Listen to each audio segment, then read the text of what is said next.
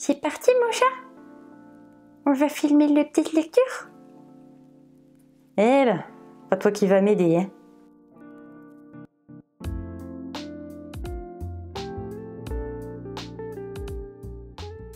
Hey, salut, c'est Loli de la chaîne Lolifant, j'espère que vous allez bien. Aujourd'hui l'idée c'est de vous parler de mes dernières lectures. J'ai 5 livres à vous présenter, dont 3 recueils de nouvelles et 2 romans. Globalement ce sont plutôt de franchement bonnes lectures, à une petite déception près, et je vais commencer par celle-ci, comme ça voilà, ce sera évacué et puis après on peut se concentrer sur les bonnes découvertes. On commence avec un recueil de nouvelles de science-fiction chinoise, j'ai nommé L'insondable profondeur de la solitude de Hao Qingfang. Tu sens le réconfort en cette période de confinement avec ce titre? J'attendais beaucoup de ce livre, peut-être trop, parce que notamment Hao Qingfang est recommandé par Ken Liu, tout comme a pu l'être Liu Cixin.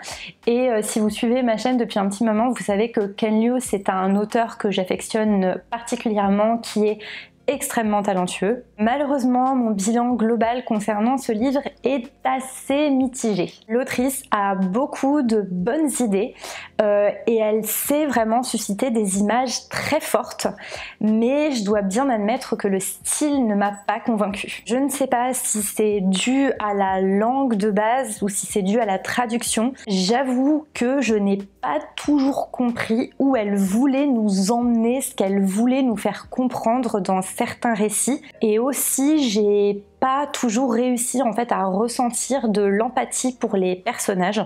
Néanmoins, je garde un plutôt bon souvenir de certaines nouvelles que vous pouvez peut-être lire de manière isolée si ça vous tente. J'en recommanderais 2 justement pour les bons concepts de base sur lesquels elles sont bâties. La première, c'est donc Baby in Origami, celle avec laquelle l'autrice a remporté le prix Hugo.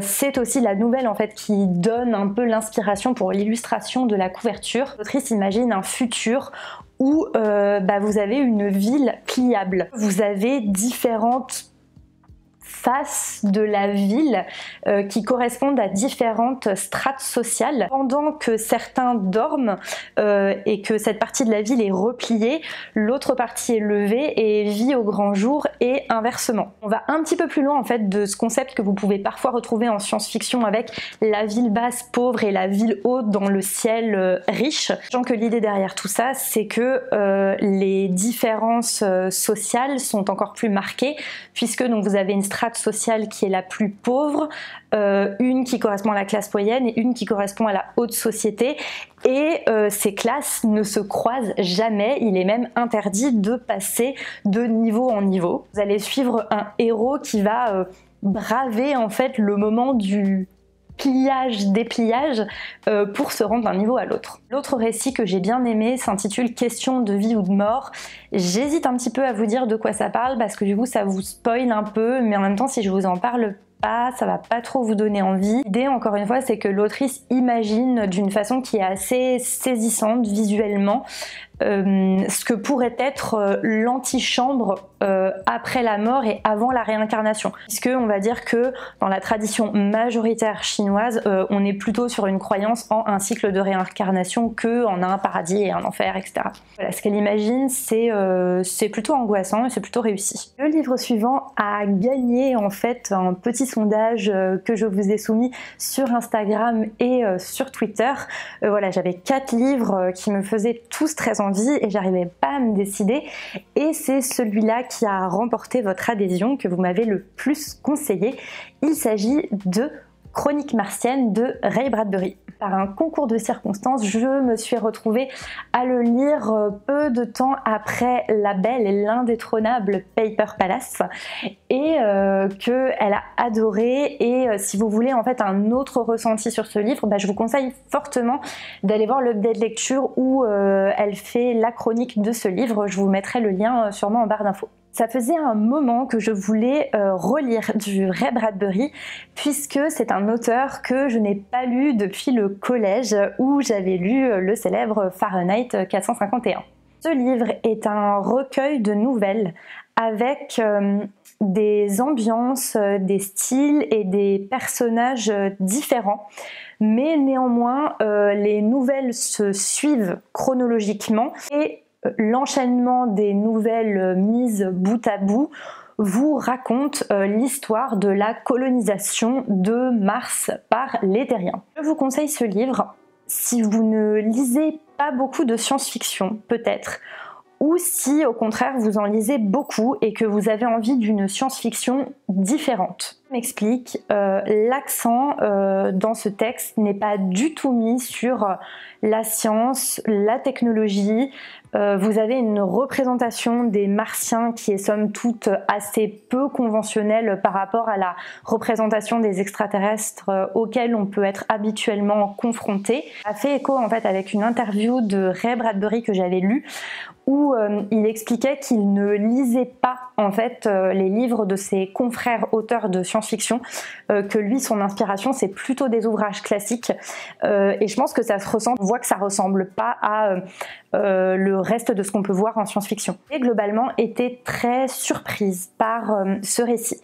Je ne m'attendais pas du tout à trouver autant de poésie et autant d'humour aussi. Ce livre, c'est vraiment le festival des couleurs. On alterne entre des passages fantastiques, des passages philosophiques, des passages humoristiques, voire même des passages un peu horrifiques. Il y a de tout. Il y a vraiment certaines nouvelles qui sont énormes.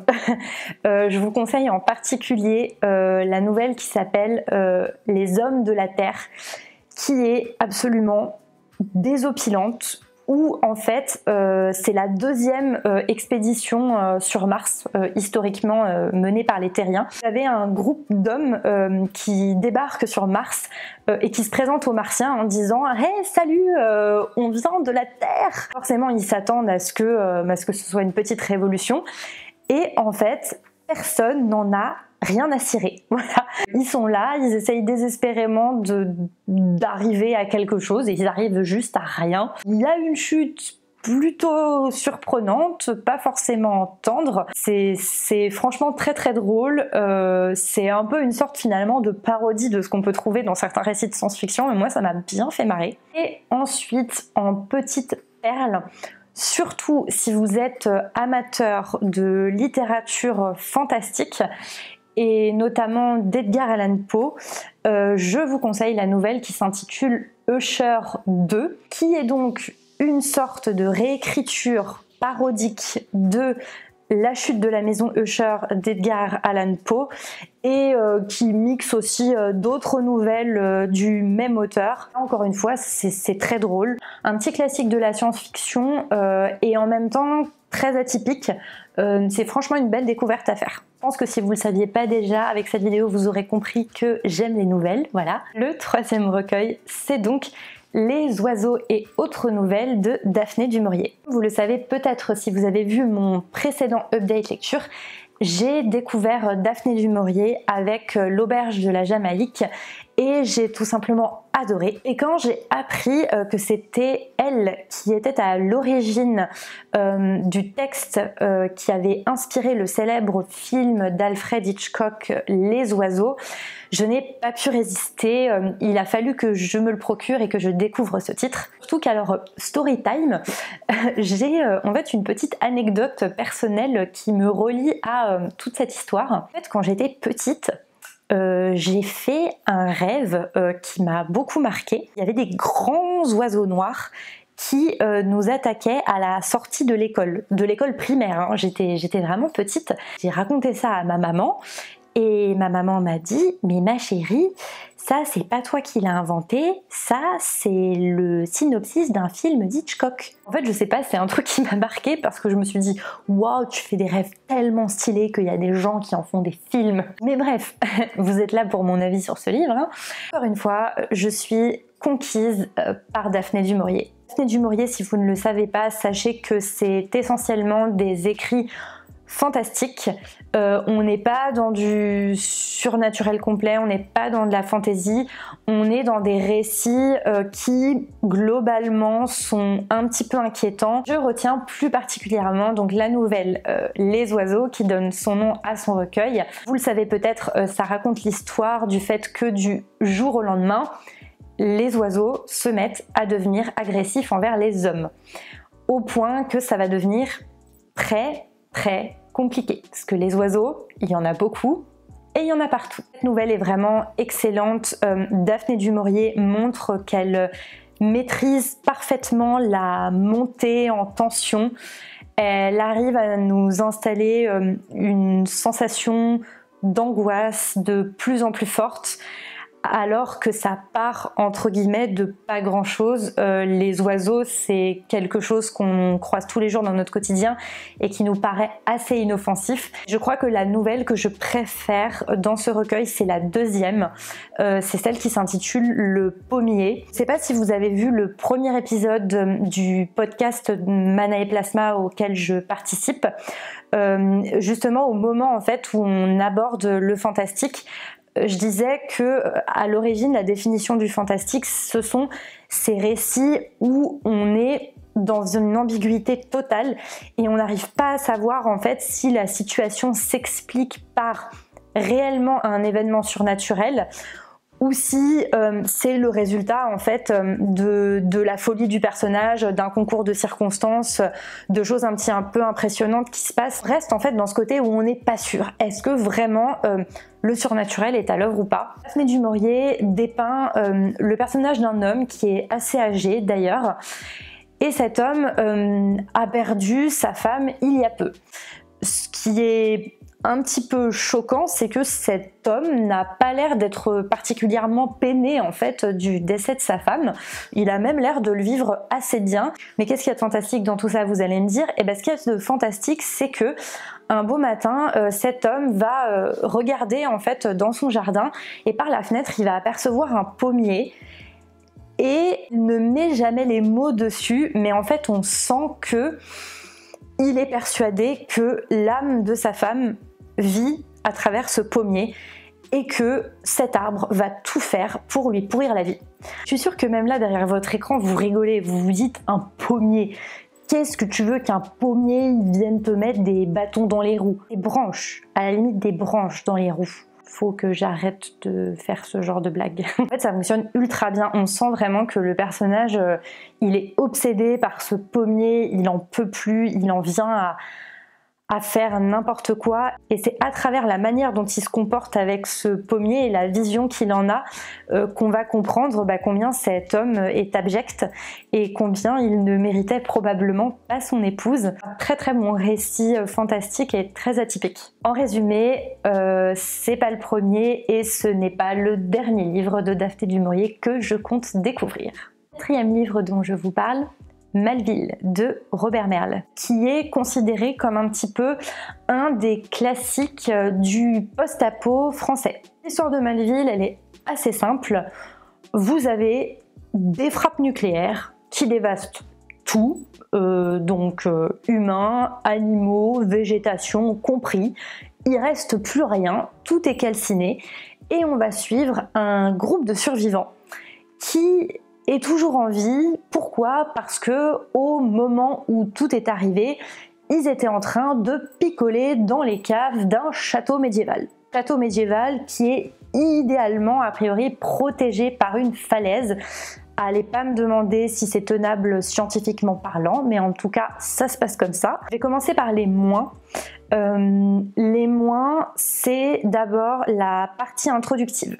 La partie introductive qui est franchement assez longue. Je crois qu'on a bien une centaine de pages avant que la catastrophe n'arrive. Le deuxième point, c'est que ce livre en fait pose les questions de certaines normes qui entourent la sexualité et du mariage dans le contexte d'une société post-apo. D'un côté, on a un discours qui prône plutôt le fait que les femmes devraient avoir leur liberté, devraient avoir leur autonomie, mais d'un autre côté, les personnages féminins en fait sont souvent ramenés à leur sexe sont souvent traités en fait sous l'angle de la sexualité, sous l'angle de leur physique.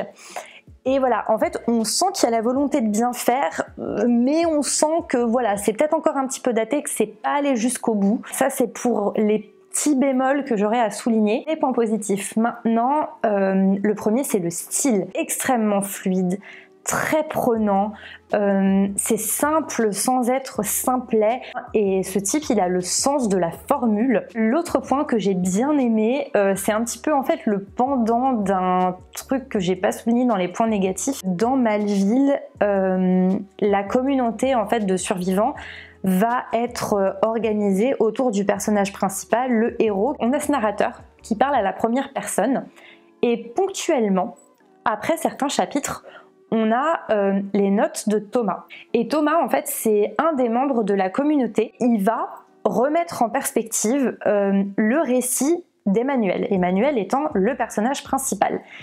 Et ce qui est intéressant, c'est qu'en fait, il va venir nous dire « Attendez, il vous a dit que ça s'était passé comme ça, mais en fait, ça s'est pas passé comme ça. » Thomas, il va nous raconter comment le narrateur principal a passer certains éléments sous silence, à arranger un petit peu certains passages. Et c'est assez intéressant parce qu'en fait, ça introduit une espèce de défiance entre nous et le narrateur qui nous raconte les 3/4 du récit. J'étais toujours en train de me demander s'il n'était pas en train de m'entourlouper, quoi. Globalement, dans le post-apo, c'est vrai qu'on a souvent une vision assez pessimiste de la nature humaine. Voilà, c'est le retour à l'état de nature, tout le monde se bat pour des ressources, les gens deviennent sans foi ni loi, les gens deviennent violents. Et là, en fait, Maleville, c'est quand même un livre qui est dominé par une certaine bienveillance, sans que ce soit niais. Après, c'est sûr que si vous avez vu beaucoup de post-apo actuels, vous allez peut-être avoir un petit peu une sensation de déjà vu avec les différentes étapes, les différents événements en fait qui se passent dans ce livre. C'est souvent des choses qu'on retrouve dans d'autres œuvres de post-apo.